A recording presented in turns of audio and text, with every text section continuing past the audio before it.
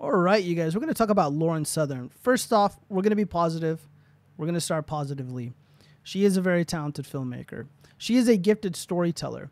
I didn't see Borderless or Farmlands. I don't think those films are for me, but they got a lot of attention. Kudos to her. Even President Trump himself, I do remember this on Twitter. You know, he highlighted the film. He was talking about what was going on in South Africa and some of the advocacy work that she's done. Some of the on-the-ground stuff that she's done was very important, and she is a brave individual. So let's just start there. And now let's get into the meat and potatoes of the criticism that I have for her. And it's about whether or not she's like a fraud or dishonest. And initially I thought she really, really was. But now it's more like, do I still feel that way? And the answer to that is sort of. Again, I watched this whole thing, and there's a couple of things that I took away from it. One, in the video, she states that she spent a lot of time defending men, pushing back against the hashtag #MeToo movement, et cetera, et cetera. And she thought that it was very unfair that a lot of men are getting this bad rep because of a few bad apples, and not all men are bad, et cetera, et cetera. And she really did come out to bat, for a lot of innocent people. But when she was falsely accused, according to her, of being passed around like a blunt at one of Undead Chronic's parties by all these alt-right men, and basically saying she's sleeping around and stuff, and she was really hurt by that, and she was really offended. I think that's fair. And again, it's a lot of the claims that were made against her, they are baseless. They don't really have a lot of evidence, to support the claims that she's, sleeping around and she's getting all these, advantages in her career because of, what she looks like or who she's sleeping with, etc. So I can understand why that bothers her. But it's also really funny that those claims is what bothered her the most out of all the stuff that she claims happened to her that was negative, interacting with some of these members of the alt-right. What really pissed her off was being according to her, falsely accused of being, sleeping around with all these dudes. And it's really hard to tell. And I don't really think it's fair to assume that of somebody. So, whatever, man, let's just be fair. However, all throughout this long 3-hour rant, everything that is going on, it's everybody else's fault. And now she goes after the manosphere, which is really interesting because the manosphere, I'm not really a part of it. I don't really know too much about it. But one of the things that they want to do is they want to hold women accountable. And they are attempting to hold Lauren Southern accountable for things that may or may not have happened. So she goes after these guys because of that reason, or that's at least one of the reasons. And all throughout this video, I mean, she probably lends credence to some of the things that they're saying, because I don't really see a lot of accountability here. I don't see a lot of, introspection here. Everything that was going on, it's everybody else's fault. Everyone's out to get her. It's all these other people that are nefarious. She just wants to make movies. She just wants to do content and report on, crazy stuff going on by these leftist types. And again, it's just like, after it happening so many times throughout her career, you would think that she learned something, and it didn't appear that she did. Again, I gave it a fair shake. If you've seen it, you give me your perspective, man. Leave a comment. Let me know what you think. So that stood out to me. Another thing that really stood out to me was this narcissism. And that's kind of really what I wanted to talk about. This idea that, like, specific alt-right figures like Tommy Robinson, of course, Lauren Southern, and other individuals who are a part of the alt-right, because they failed as human beings, because they failed to be good friends, because they failed their audience, and then they lied and they were duplicitous and all this stuff. It drove people away from the right. It drove people from the so-called conservative movement. And I don't really necessarily think that's true at all. All these people that she mentioned in the video, they're largely like a non-entity for the most part. To be fair, some of the people that she mentioned, they are monsters, like Milo Yiannopoulos. I don't think that guy is honest at all. He was a member of the LGBTQ whatever community, and now all of a sudden he's converted to Jesus, and he's a straight male, and he disavows all the things that he's done in the past, etc., etc. It's bullshit. People like him, RooshV, they're fucking liars. It's a grift. This is their new thing. And a lot of people are gravitating, Mike Cernovich, he does this, he goes on these like creepy, cringe tangents about like demons and Christ and spiritualism and shit. And it's very dishonest. So she has a few good points here, and she comes with receipts in some instances. So credit where credit is due. But you've been around this for so long, and you know, all these people are liars. They're all defaming you. They're all being mean and nasty. But there are individuals that she has made legal threats against, like a member of the war band Sandman. She bullied this individual. This is an anonymous content creator, and he ended up doing a video reporting on essentially what she's been talking about in this video about like sleeping around and stuff. And he was essentially citing an article that was written by Milo Yiannopoulos. And here's a really harsh fact about defamation and laws regarding libel. If you're a reporter and you are talking about a certain individual, and you're citing court documents, or you're citing an article that was written by, like, say, the New York Times or even Milo's outlet, you can't be held legally liable for that speech. It's not like Sandman was pulling statements or facts out of his butt. He was citing these articles that were written about Lauren Southern, and she felt the need to make legal threats against him. And if she were to follow through with that, there'd be discovery, Sandman's identity would be revealed, and Sandman is an individual that certain baddies out there want to harm because of his political views, because he's a political dissident, and because his ethos runs contrary to the Democratic narrative. Plain and simple. And she knows this because she's not stupid. She is a very smart woman. And, so what I see is a cry bully. She is a cry bully. Plain and simple.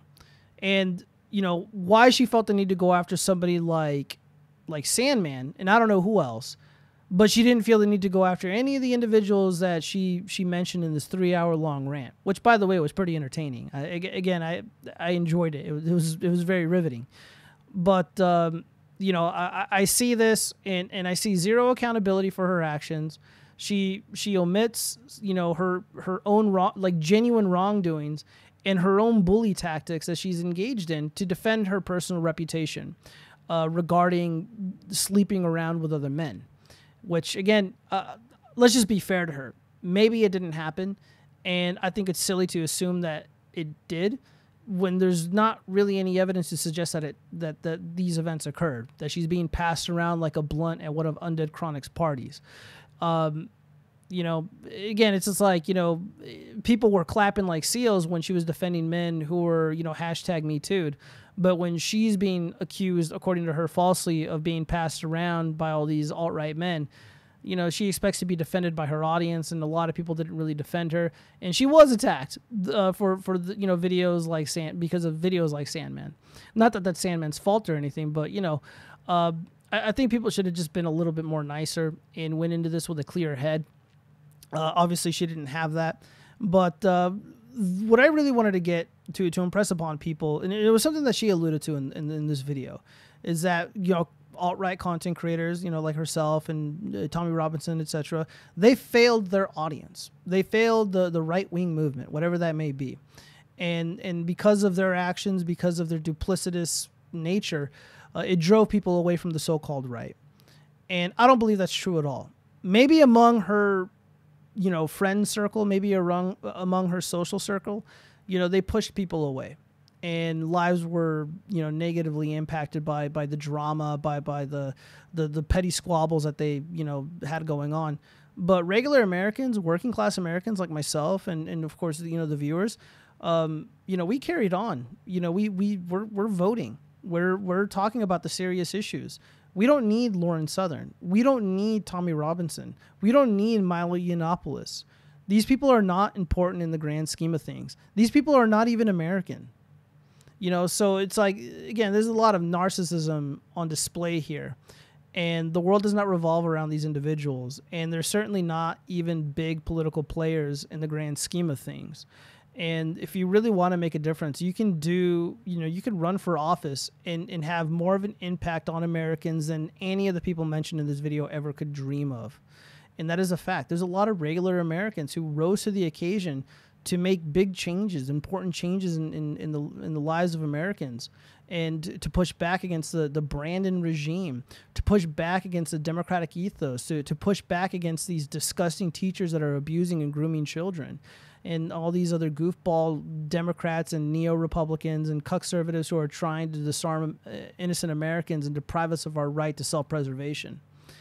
You know, in the grand scheme of things, Lauren Southern, you're not that important. You know, despite how, you know, good those films were, despite some of the, how good some of that work was, and, you know, the impact you might have had on the culture, it's just like, in the grand scheme of things, if it wasn't you, it would have been somebody else, because you were not the first one to have these ideas. You weren't the first one to go out into the streets and you know, duke it out with these goofball Democrats. You know, so just get your ego in check is what I would say to her if I were to speak to her, you know, directly.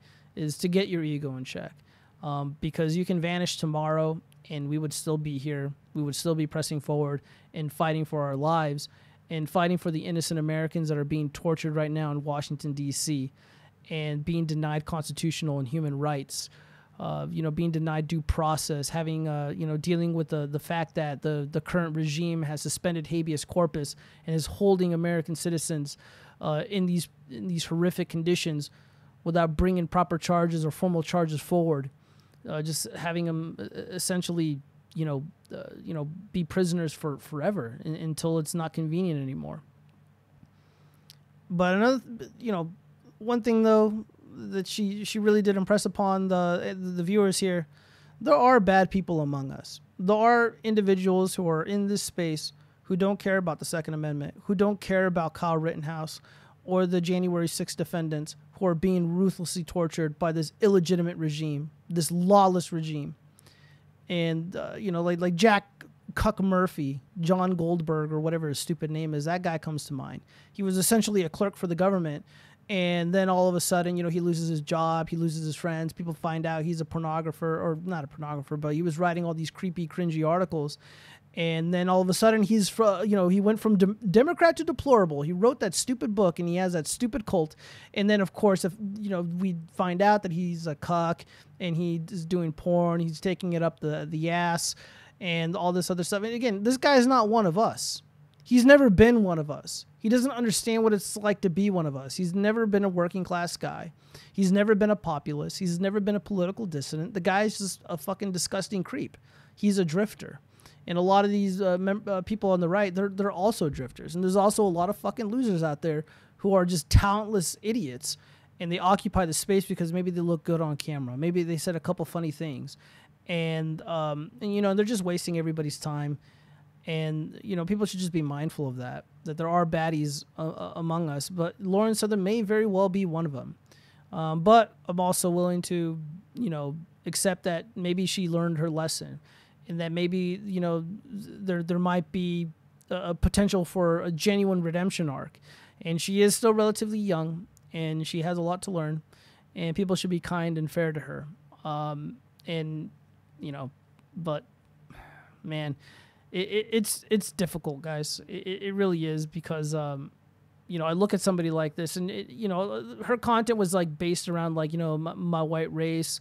You know, we got to defend European heritage, etc. But then, of course, she gets, you know, mixed up with this guy who doesn't look like her father. And she doesn't even want to talk about, you know, her relationship with her husband or anything like that. And it's because of all the simp money that she gets, all the simp bucks. She knows this. When she was debating under Chronic and Destiny or whatever, all three of them were on a stream together. You know, she was really quick to change the subject when her, you know, the topic of her husband was brought up. She wanted to move on really quick. I wish I had the clip because it was pretty damn funny. But, yeah, man, she, you know, and it's because she would lose a lot of money. And you see a lot of these female creators like Pokimane, Nico Lol or whatever, you know, as soon as the, you know, individuals, all these simps, these like pathetic weasel guys, they find out that these girls have relationships, these girls have boyfriends or husbands or whatever, you know, they tap out, they want to move on. And that behavior is pretty pathetic, you know. If you feel like your opinions aren't good unless they're being validated by like some pretty blonde girl, you're pretty sad, man. You're pretty low on the totem pole of masculinity, and you need to sort yourself out and, you know, get your shit straight, because that's some pretty fucking weak ass shit. And I have little to no respect for anybody who behaves that way. And because of this type of behavior, because of this weakness, people like Lauren Southern, they get so addicted to the simp money they engage in behavior like this.